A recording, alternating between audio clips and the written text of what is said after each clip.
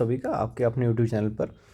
दोस्तों, जैसा कि आप सभी को पता होगा कि आपने OICL AO एग्ज़ाम का प्रीलिम्स जो फर्स्ट स्टेज है वो आप अपीयर कर चुके होंगे। अभी 10th जैन को उसका एग्ज़ाम था, तो जिसमें आपने अच्छा किया होगा, मेरी अपेक्षा है।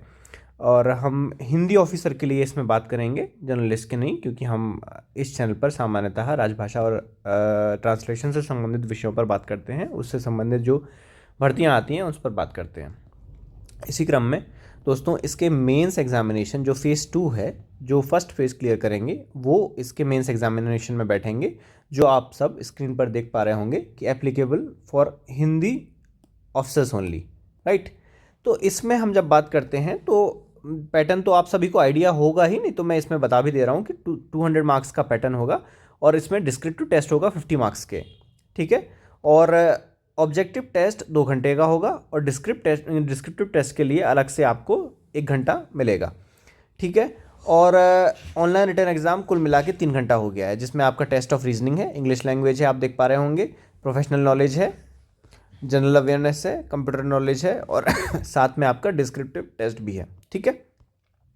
अब इस वीडियो बनाने का मकसद है डिस्क्रिप्टिव टेस्ट। ऊपर के जो सेक्शंस हैं इस पे देखिए बहुत ज़्यादा डिफरेंस कैंडिडेट्स में नहीं आने वाला है। ये 25 है, ये 25 है, ये 50 है, 25, ये 150 में से आप समझिए कि कंपटीशन बच्चों में बहुत ही मतलब एक 19-21 का डिफरेंस रहेगा। किसी के अगर 100-150 में से 90-95 आ रहे हैं तो किसी के 80-85 आएंगे, किसी के बहुत बहुत अच्छा किया है तो 95-98 आ जाएंगे। तो इसमें जो मार्जिन लेने का जो चांस है वो थोड़ा सा कम होगा, इसमें थोड़ा लीड लेना मुश्किल हो जाएगा कहीं ना कहीं। अगर हम ऑब्जेक्टिव सेक्शन की बात करें, चयन के अगर हम दृष्टिकोण से देखें, तो अगर हमें लीड लेनी है तो कहीं ना कहीं जो इस पेपर का कठिन पड़ाव है, हम कह सकते हैं, वो है आपका डिस्क्रिप्टिव सेक्शन, जिसमें आप देखिए, आप इमेजिन करिए जो मैं आपको बताने जा रहा हूँ, आप फील करिए कि ये कितना कठिन होगा। इंग्लिश और हिंदी लैंग्वेज में आपको एक इंग्लिश का निबंध लिखना है 10 नंबर का, एक हिंदी का निबंध लिखना है 10 नंबर का, एक आपको पत्र लिखना है हिंदी में 10 नंबर का, और एक इंग्लिश से हिंदी ट्रांसलेशन है 10 नंबर का, और एक हिंदी से इंग्लिश ट्रांसलेशन है 10 नंबर का।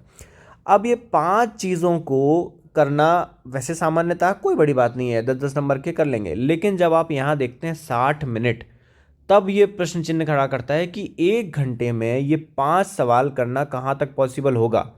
ठीक है, कुछ लोग कर भी सकते हैं, मानता हूँ मैं, सभी स्तर के कैंडिडेट्स होते हैं, लेकिन एक सामान्य और एक सामान्य से भी थोड़े ऊंचे बच्चे के लिए ये बहुत ही कठिन होने वाला है। और इसमें मेन जो डिफरेंस क्रिएट होगा वो होगा, एक तो आपकी टाइपिंग ठीक होनी चाहिए, पहली बात तो ये, और दूसरा इस चीज़ की आपको पहले से प्रैक्टिस करनी ही करनी होगी। अगर आपने इंग्लिश निबंध की प्रैक्टिस नहीं करी है लिखने की, अगर आपने हिंदी निबंध की प्रैक्टिस नहीं करी है, आपने लेटर राइटिंग हिंदी में प्रैक्टिस नहीं करी है, और खास करके ट्रांसलेशन जो आपको सारे अनुवाद और राजभाषा अधिकारी से संबंधित परीक्षाओं में काम आने वाला है, इससे संबंधित अगर आपने थोड़े भी अभ्यास नहीं किया है, प्रैक्टिस नहीं की है, तो आप इस पेपर के फाइनल मेरिट लिस्ट में नहीं आएंगे। ये आप लिख के ले लीजिए। आपको समझना पड़ेगा कि 15 वैकेंसीज़ हैं कुल मिला के, टोटल 15 सीट हैं, और 20 गुना बच्चे मेंस के लिए सेलेक्ट किए जाएंगे इसमें, है ना।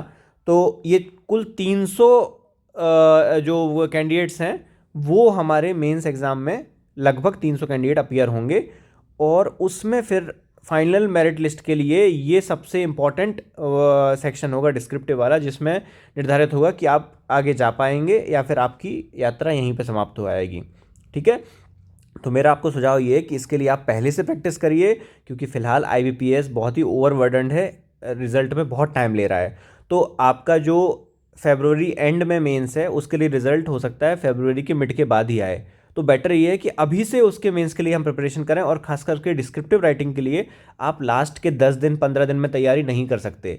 जितने भी हमारे जो क्वालिफाइड कैंडिडेट्स हैं, राजभाषा से संबंधित हो या किसी भी अन्य क्षेत्र से संबंधित हो, आप उनसे जान सकते हैं कि डिस्क्रिप्टिव जो लेखन है उसमें समय लगता है, और अभी जो समय है अगर हम उसको अभी से शुरू करेंगे तब जाके हम उसको फरवरी तक अच्छे से एक अच्छी सम्मानित स्थिति में हम फरवरी के मेंस एग्ज़ाम की डेट तक आ पाएंगे।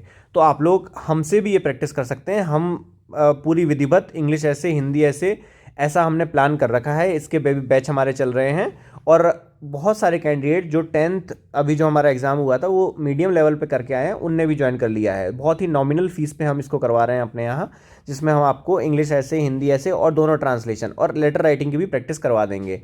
आपको कहीं भी बाहर जाने की ज़रूरत नहीं है। ये 50 मार्क्स आपके अच्छे खासे हम अपने चैनल पे ही कवर करवा देंगे। जिसके लिए आपको करना क्या है, जिसके लिए आपको हमारे या तो आप हमें कमेंट सेक्शन में लिख दीजिएगा या फिर हमारे नंबर पे व्हाट्सएप करिएगा, जो है 8882204026 पर आप व्हाट्सएप करेंगे तो हम आपको डिटेल्स बता देंगे कि आपको कैसे प्रैक्टिस करनी है। हम आपको पर वीक, हर वीक में ये सारी चीज़ें भेजेंगे और वो भी एग्ज़ाम ओरिएंटेड भेजेंगे। हवा में कोई भी रैंडम टेक्स्ट से ट्रांसलेशन प्रैक्टिस करना ट्रांसलेशन प्रैक्टिस नहीं होती है।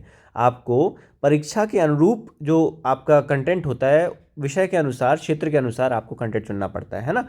तो ज्वाइन करने के लिए आप इस नंबर पे हमें मैसेज छोड़ सकते हैं और आप हमें कमेंट सेक्शन में भी बोल सकते हैं या टेलीग्राम पे भी मैसेज कर सकते हैं। हमारा टेलीग्राम पर भी एक ग्रुप है, चैनल है, ठीक है।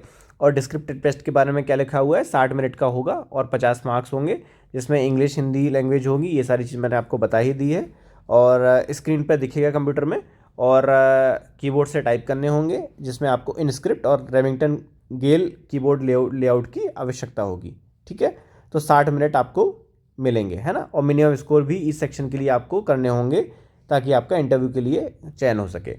तो इसमें मुझे यही पहले से बताना था। मैं चाहता तो ये वीडियो बाद में भी बना सकता था, लेकिन क्योंकि समय का अभाव है और अगर मैं इस वीडियो को रिज़ल्ट के बाद बनाता तो हो सकता है बहुत सारे जो कैंडिडेट्स हैं जो हमारे चैनल से जुड़े हैं वो ये चीज़ ना समझ पाते।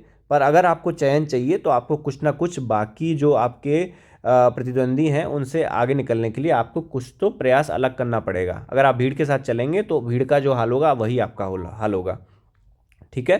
तो मेरी आपको बहुत शुभकामनाएं और आप हमारे साथ जुड़ने के लिए इस पर संपर्क कर सकते हैं, इस नंबर पर व्हाट्सएप कर सकते हैं आप, जिस पे आपको रिवर्ट बैक कर दिया जाएगा, ठीक है। और बहुत नॉमिनल चार्जेस हैं, कोई बहुत हाई चार्जेस नहीं रखते हैं हम लोग, ठीक है।